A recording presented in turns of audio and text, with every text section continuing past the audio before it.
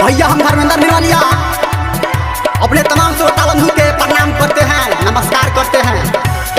आइए इस चैत के महीना में कुछ चैता का लाए हैं जो हमारे साथ दे रहे हैं छोटा भाई दीपक, लड्डू और प्रीति, पूजा और हमारे डायरेक्टर सीनियर संजय गौतम जी। आइए इस चैता का आनंद लेते हैं। माँ गायत्री रिकॉर्डिंग स्टूडियो।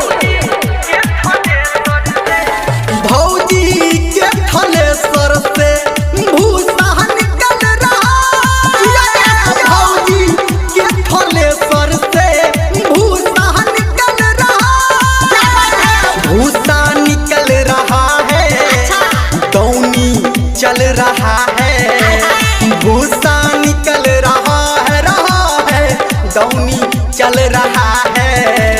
चैत के महीना में गेहूं कट रहा है, चैत के महीना में गेहूं कट रहा है, चैत के महीना में। रो बैठ के कहला रो छोटकी भौजी जिंदाबाद जिंदाबाद जिंदाबाद, बड़की भौजी जिंदाबाद जिंदाबाद जिंदाबाद। अयो आज तो पगला गेलिए की चैत के महीना में दौनी चल रहा है, भौजी के थ्रेसर से भूसा निकल रहा है, भौजी के थ्रेसर से देखो कितना निकल रहा है।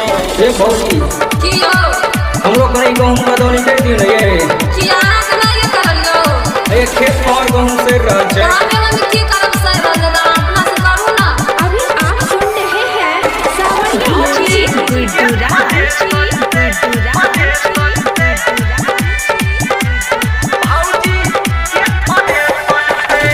रौदा है इतना ज्यादा सबका छूट रहा पसीना, रौदा है इतना ज्यादा सबका छूट रहा पसीना।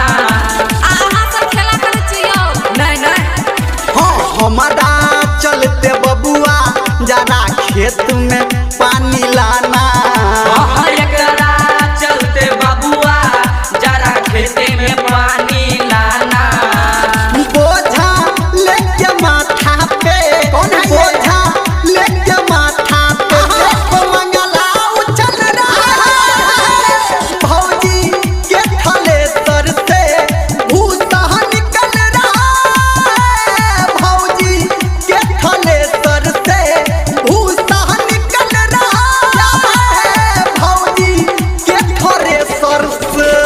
भौजी की हो ये भौजी की कहलिया हमला खेत में क्या मन गहूँ भेल कहाँ भेले कनिए भेले। की भेल से सब रोड से जड़ गेले। डीजे गुडुरा